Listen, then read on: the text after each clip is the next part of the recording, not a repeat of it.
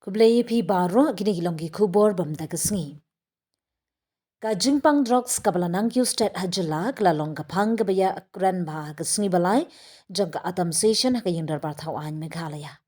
Ki MLA ka Voice of the People Party ba Bright Stowell marbanyang bat ba Having Stone Kharpran ringkat baru ba Meral Bonds iem na ka United Democratic Party UDP kila pan jingtip na Menteri Social Welfare ba Paul Lyngdoh halor ka rukam trikam jangka sorkar ba nikun persya ya kani ka jing Ki MLA ki lai kalibnya ya ka sorkar halor ki sinjam jangka sorkar ban pinbet bat yakun ki droks ling ba ka program Dream Drok Reduction Elimination and Action Mission. Ka jingkan ra ba ka jingsen kat no ki droks ki bla yokem hajala hapo ka sansnem bla litno.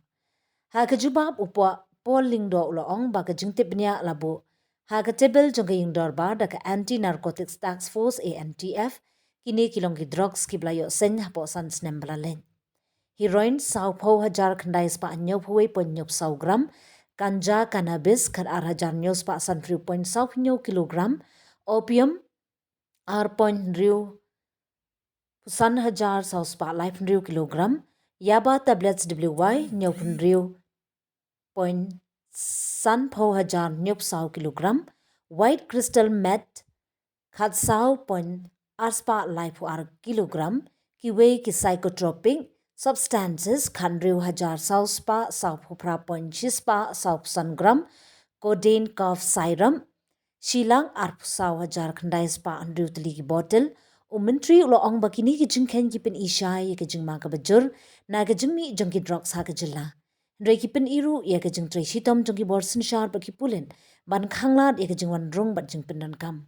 Ula benrap baling ba ka Dream Mission ka sorkar kala pensyong nong rim hagi benta jangka jingpin sngautu pait ba jingpin bit jingpin biang jing sumar bat jing kershan ya ki samla ki blalat na ka jingdon kam drugs ban yadai kala we jong ka jilla.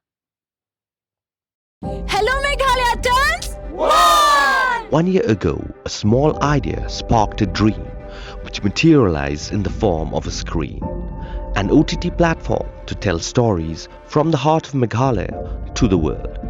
With over 3.8 lakh downloads and over 1.1 crore views.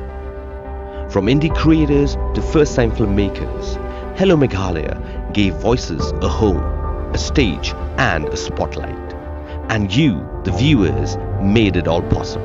1 year down, 1,000 stories to go. Here's to more laughter, more culture, more Meghalaya. We love Hello Meghalaya.